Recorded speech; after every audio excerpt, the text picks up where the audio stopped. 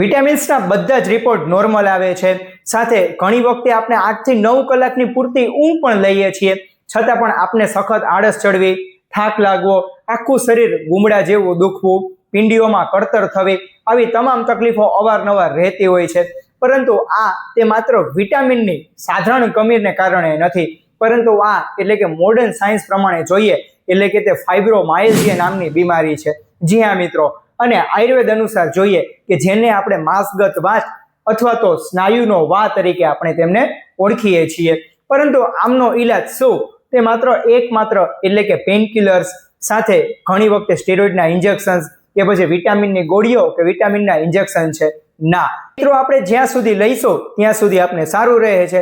જેવી દવા બંધ થશે ત્યારબાદ આપણે ફરીથી તે ત્યાં ને ત્યાં જ રહેતું હોય છે. પરંતુ આયુર્વેદ અનુસાર આજે માસગત વાત એટલે કે મિત્રો જો તેમની આપણે રસ ધાતુ ચિકિત્સા કરીએ કે તો જરૂરથી આપણા શરીરમાં રહેલો જે સ્નાયુમાં રહેલો વા અથવા તો જે સ્નાયુમાં રહેલો આમદોષ કે વાત દોષને આપણે કુદરતી રીતે દૂર કરીએ અને આપણે તેમને મટાડી શકીએ છીએ. જી હા મિત્રો, તો આજે આપણે વાત કરીએ કે ફાઇબ્રોમાયલ્જિયા અથવા તો સ્નાયુનો વા અથવા તો માસગત વાત તરીકે આપણે તેમને ઓળખીએ છીએ. તો કેમ છો મિત્રો, મજામાં? હું છું ડોક્ટર રાજન, અને આ સમયમાં આપણે જોઈએ કે આપણે ઘણી વખતે થાઇરોઇડ્સના રિપોર્ટ કરાવીએ છીએ, સાથે ઘણી વખતે બધા જ રિપોર્ટ્સ નોર્મલ આવ્યા છતાં પણ અથવા તો સડીના 2 કટકા પણ આપણે કરતા નથી, સતત આપણે બેસી રહીએ છીએ, છતાં પણ આપણે સખત થાક લાગતો હોય છે, સાથે આખું શરીર લાકડી મારીએ અને ત્યારબાદ જે દુખાવો થતો હોય તેવું આખું શરીરમાં કળતર કે પછી દુખાવો રહેતો હોય છે. પરંતુ તેમનું એકમાત્ર કારણ એટલે કે મિત્રો તમારા સ્નાયુમાં રહેલો વાત દોષ છે. અને મિત્રો આપણે અગાઉ જોયું કે આપણા શરીરમાં મહત્વના 3 દોષ એટલે કે વાત, પિત્ત અને કફ.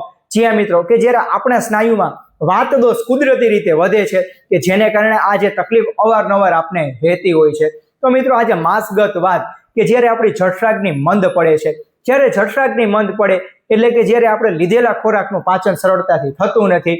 અને યાદ રાખજો મિત્રો, લીધેલો ખોરાક તમારો નથી પરંતુ પચાવેલો ખોરાક જ તમારો છે.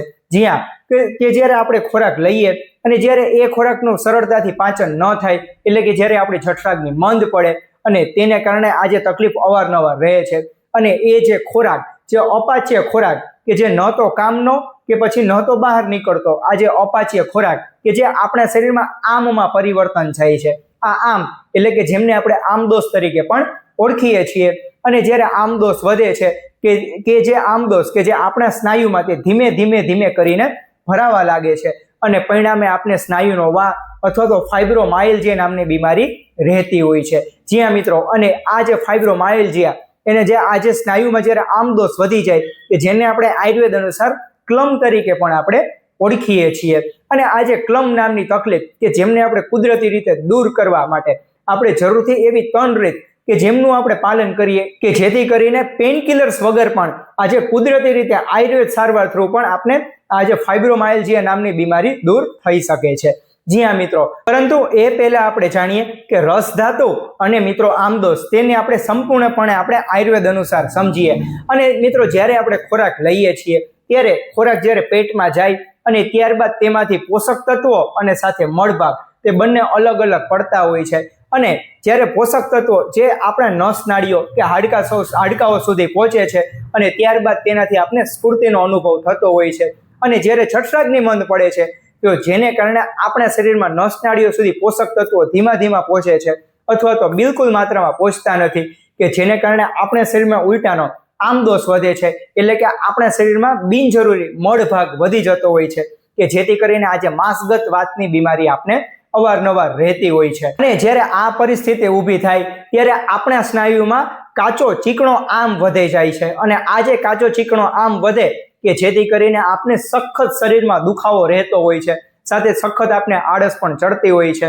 અને આપણે એક અગત્યની વાત એ પણ સમજીએ કે રસ ધાતુનો ક્ષય. જી હા મિત્રો, એટલે કે જ્યારે રસ ધાતુનો ક્ષય થાય છે એટલે કે મિત્રો જ્યારે આપણા શરીરમાં કાચો આમ વધે છે અને તેને કારણે રસ ધાતુનો ક્ષય થાય છે અને પરિણામે આપણા શરીરમાં ફાઇબ્રોમાયલ્જિયા નામની બીમારી આવે છે. એટલે કે મિત્રો આપણા સ્નાયુમાં કુદરતી રીતે આમદોષ વધે છે, એટલે કે આપણે જેમને માસગત વાત તરીકે ઓળખીએ છીએ.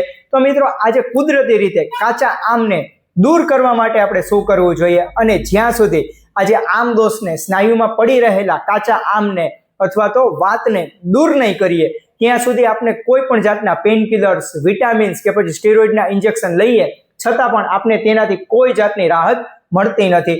અને આયુર્વેદ અનુસાર આજે માસગત વાતને દૂર કરવા આપણે એવી 3 રીત અથવા તો એવા 3 સૂચનોનું આપણે પાલન કરીએ કે જેમાં સૌથી પહેલા એટલે કે મિત્રો સૂંઠવાળું પાણી. જી હા મિત્રો, એટલે કે આપણા શરીરમાં જ્યારે ડીપ ડિટોક્સિફિકેશનની જરૂર પડે એટલે કે મિત્રો આપણા શરીરને કુદરતી રીતે શુદ્ધિકરણની જરૂર પડે કે ત્યારે આપણે સૂંઠવાળું પાણીનો પ્રયોગ કરવો જોઈએ.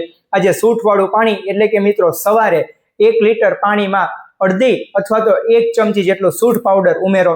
ત્યારબાદ તેમને થોડું હળવું ગરમ કરો અને એ જે ગરમ પાણી છે તે આખો દિવસ દરમિયાન થોડું જ્યારે તરસ લાગે ત્યારે નવસેકું પાણી પીવો કે જેથી કરીને તમારા શરીરમાં જે રહેલા જેટલા પણ આમ દોષ છે અથવા તો આમ છે, કચરો છે, તે ધીમે કરીને તમારા આમાશય એટલે કે મિત્રો પેટ સુધી પહોંચે છે અને પરિણામે જે તે મળ વાટે તે બહાર નીકળી જતો હોય છે. સાથે બીજું એટલે કે મિત્રો ગળો. જ્યાં મિત્રો ગિલોય, તો મિત્રો રોજ સવારે નવસેકા પાણીમાં અડધી ચમચી ગિલોયનો પાવડર તે આપણે પીવો જોઈએ કે જેથી કરીને આપણા શરીરમાં રહેલો જે વધેલો વાત એટલે કે વાયુ દોષ તે કુદરતી રીતે દૂર થઈ જતો હોય છે. પરિણામે આપણા શરીરમાં રહેતા દુખાવા તે કુદરતી રીતે દૂર થઈ જતા હોય છે અને આ જે માસગત વાતની જે તકલીફ છે તે પણ દૂર થઈ જતી હોય છે. પહેલા 2 સ્ટેપ એટલે કે મિત્રો સૂંઠવાળું પાણી, બીજું સ્ટેપ એટલે કે ગિલોય પાવડરનું પાણી અને ત્રીજું અગત્યનું સ્ટેપ એટલે કે માલિશ. જ્યાં મિત્રો એટલે કે ઔષધીય તેલથી આપણે શરીરમાં માલિશ કરીએ. દિવસમાં 1 ટાઈમ જરૂરથી એટલે કે મિત્રો આપણે તલના તેલનું માલિશ કરીએ. જ્યાં મિત્રો તલ એટલે કે તે સ્વભાવે ઉષ્ણ છે અને જે તલનું તેલનું માલિશ કરીએ કે જેથી કરીને તે અંદરના સ્નાયુઓ સુધી તે પહોંચે છે. પરિણામે જે સ્નાયુમાં રહેલો છે કુદરતી રીતે જે વકરી ગયેલો એટલે કે વિકૃત વાત છે, વાયુ છે, તેને તે કુદરતી રીતે તે દૂર કરી દે છે એટલે કે તેમનું શમન થઈ જાય છે.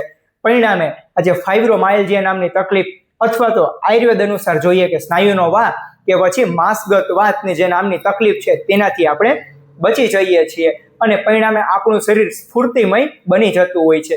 જ્યાં મિત્રો આ 3 સ્ટેપ એટલે કે સૂંઠવાળું પાણી, ગિલોય પાવડર અને માલિશ, જ્યાં આજે 3 સૂચનોનું આપણે નિયમિત રીતે પાલન કરીએ કે જેથી કરીને આપણી જે માસગત વાતની જે તકલીફ છે તેનાથી આપણે બચી જઈએ છીએ અને સાથે આપણે વિટામિન્સના ટીકડા કે પછી પેનકિલર્સ કે તે પણ નથી લેવું પડતું. જ્યાં મિત્રો અને મિત્રો આ જે સૂચનો જણાવ્યા તેનું પાલન કરતા પણ જો તમને આ તકલીફ અવારનવાર રહેતી હોય અથવા તો કાયમી રહેતી હોય એટલે કે માસગત વાતની તકલીફ કાયમી રહે તો જરૂરથી નીચે આપેલા નંબર પર તમે જરૂરથી સંપર્ક કરો.